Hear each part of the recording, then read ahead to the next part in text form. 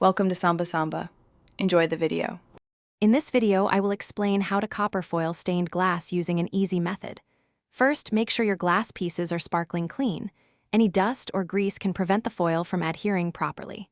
Next, check all the edges for smoothness. A grinding stone can help if needed.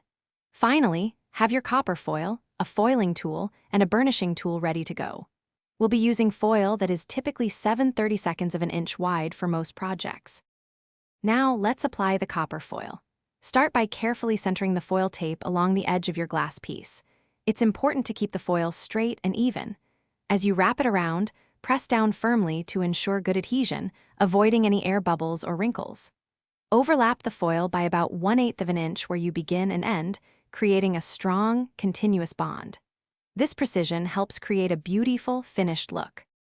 Once the foil is applied, the next crucial step is burnishing. Take your burnishing tool and firmly rub it along all sides of the foil.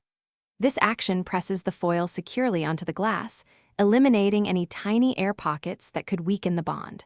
Make sure the foil is completely smooth and tightly wrapped around the glass edge. Proper burnishing ensures a strong, lasting connection for your solder, which is essential for durability.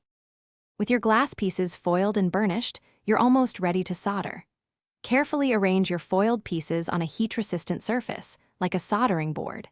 Make sure they fit together perfectly, just as you want your finished project to look.